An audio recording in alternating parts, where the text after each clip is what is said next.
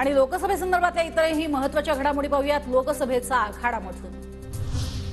लोकसभेच्या 16 जागा आम्ही लढणार, जागा वाढू शकतात पण कमी होणार नाही, शिंदे गटाच्या संजय शिरसाट यांचा दावा। मी बाळासाहेब ठाकरेंचा शिवसैनिक, पक्ष सोडणार नाही, भाजप प्रवेशाच्या चर्चांना अंबादास दानवेंकडून पूर्णविराम, मी कोणत्याही पक्षात प्रवेश करणार नसल्याचंही केलं वक्तव्य।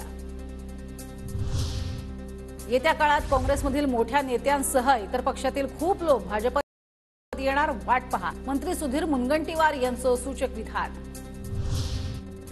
उद्यापासून महायुतीत महाभरती, लोकसभेचा निकाल लागल्यावर पवार गटातनं अनेक लोक आमच्याकडे येणार, बाबा आत्राम यांचा दावा। 8 ते 10 दिवसात अनेक मोठे नेते महायुतीत प्रवेश करतील, गिरीश महाजनांचाही दावा। तर संजय निरुपम आमच्या मित्रपक्षात येण्यास इच्छुक असल्याचीही माहिती। शिंदेंनी भाजपकडे 14 जागा मागितल्या असून आता भाजप काय भूमिका घेते हे पाहावं लागेल। तसंच शिंदेंच्या सभांना मोठा प्रतिसाद, प्रकाश आंबेडकरांकडून शिंदेंचं कौतुक।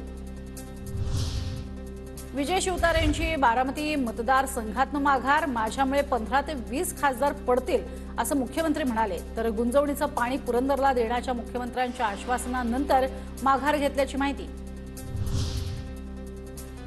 मध्ये फार बोलले पण आता काही सेटलमेंट झाली वाटतं, रोहित पवारांचा विजय शिवतारेंना खोचक टोला। शिवतारे जे आधी बोलले ते व्हिडिओ आमच्याकडे आहेत असाही टोला। हातकणंगलेमधनं राजू शेट्टी यांनी मशालीच्या चिन्हावरच लढावं, ठाकरे गटाची भूमिका, मशालीच्या चिन्हावर लढले तरच राजू शेट्टींना पाठिंबा, नाहीतर हातकणंगलेमध्ये उमेदवार देणार अशी ही भूमिका।